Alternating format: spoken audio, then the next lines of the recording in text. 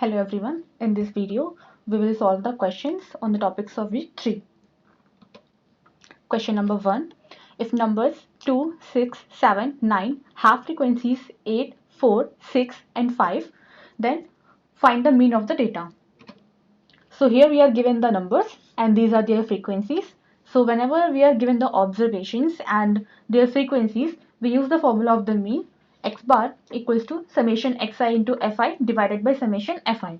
So you just have to put the values in the formula and you will get the value of x bar as 5.52. Next question is, if numbers 4, 5, 7 and 8 have frequencies x minus 3, x plus 3, x respectively, if their mean is 6.225, then find out the value of x. So again we are given the numbers and their frequencies. So you have to use the formula of mean x bar equals to summation xi into fi divided by summation fi. So when you put the values in the formula, you will get the value of x as 10. Next question is, the mean and population standard deviation of a data set containing 5 observations are 10 and 6 respectively. However, it was later discovered that one of the observations recorded as 6 was incorrectly noted and should have been 1. What is the mean of the original dataset?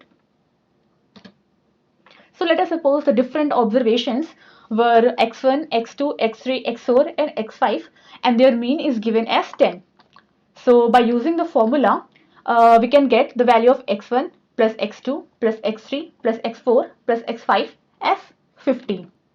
Now let us suppose when x1 was noted as 1, but it should be noted as 6. So initially we noted the value of x1 as 6, but it should be noted as 1. So from this equation we can write that 6 plus x2 plus x3 plus x4 plus x5, it was equal to 50. So from here we can write x2 plus x3 plus x4 plus x5, it would be equal to 50 minus 6, which is equal to 44. Now if we write the value of x1 as 1, then summation of the all xi's will be equal to, it will be equal to 44 plus 1, which is equal to 45. Now the mean of the original data set will be summation of all the xi's, which is 45, divided by the number of observation, which is 5. Then you will get the mean of the original data set as 9. Now we know what is the formula of population variance. It is 1 upon n summation xi minus x bar whole square. Now we open this square, so you will get it as xi square plus x bar square minus 2xi into x bar.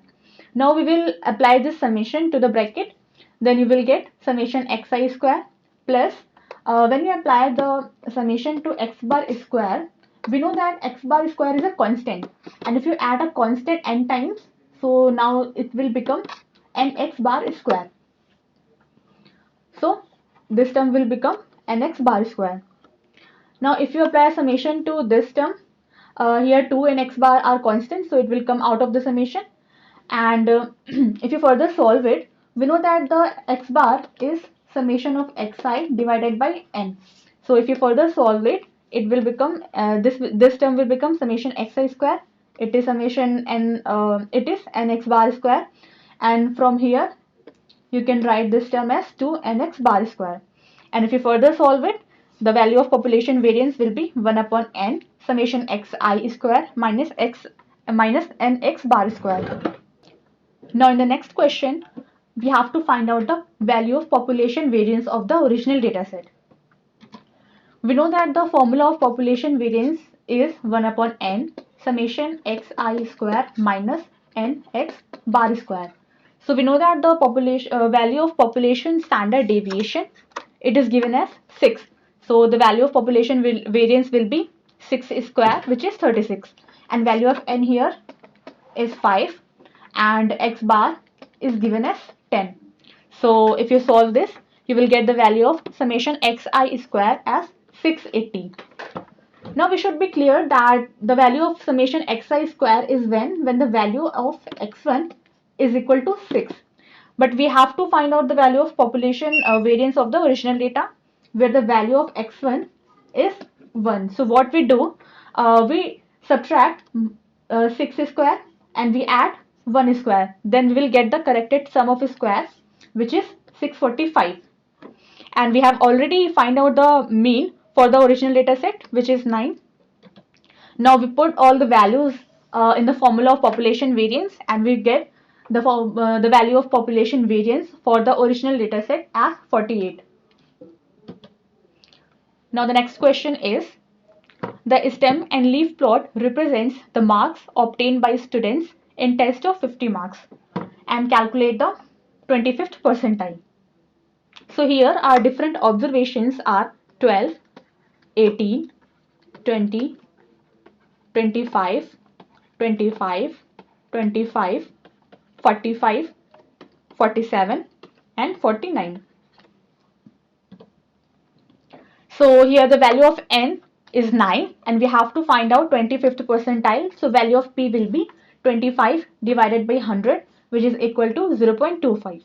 Now we calculate the value of np, which is 2.25. Now we know that here the value of np is not integer, so we find out the smallest integer which is greater than the value of np. So here it is 3. Hence the third observation of the data, when the data is arranged in the ascending order, it will be the 25th percentile. So here the third observation is 20. So value of 25th percentile is 20 here. Now the next question. So the same stem and leaf plot is given. Here we have to calculate the median if all observations are converted to 10 points. So the observations are given as 12, 18, 20, 25, 25, 25, 45, 47 and 49. And the value of n is 9 here.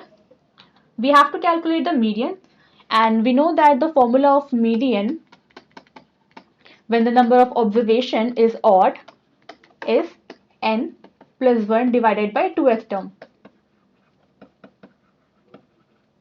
So you will get it as 9 plus 1 divided by 2th term.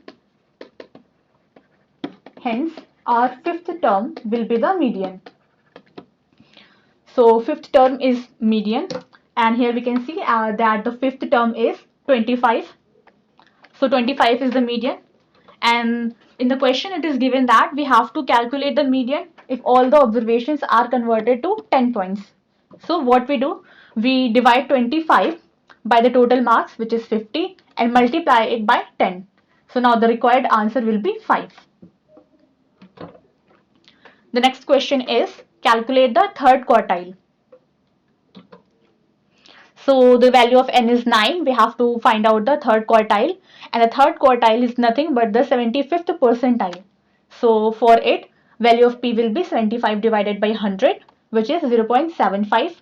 Now value of np will be 6.75 and the smallest integer greater than the value of np is 7 here. So the value of 7th observation when the data is arranged in the ascending order, it will be our third quartile, which is 45 here. Next question. Here we have to calculate the 5-number summary. We know what is the 5-number summary. It is the minimum value and the first, second and third quartile and the maximum value. So in the question we can see that the minimum value is 12 and the maximum value is 49. So minimum value is 12 and maximum is 49. And the value of first, second and third quartile. So our first quartile is nothing but the 25th percentile. And second quartile is our median.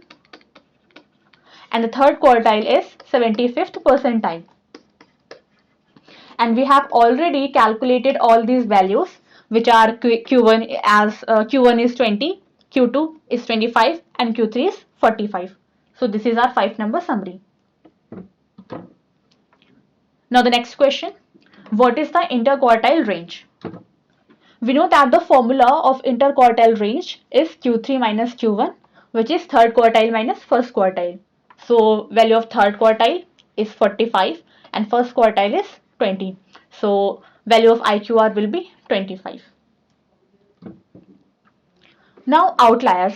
So for finding out the outliers in the data set, we calculate these two values, which is Q1 minus 1.5 into IQR and Q3 plus 1.5 into IQR. So if any data point which is less than this value, Q1 minus 1.5 IQR, that is considered as outlier, and if any data point is greater than this value Q3 plus 1.5 IQR, that is also considered as an outlier. So here we calculate these two values, Q1 minus 1.5 IQR and Q3 plus 1.5 IQR. Now we have to put these values into the formula and we will get the value of lower limit and upper limit as minus 17.5 and 82.5.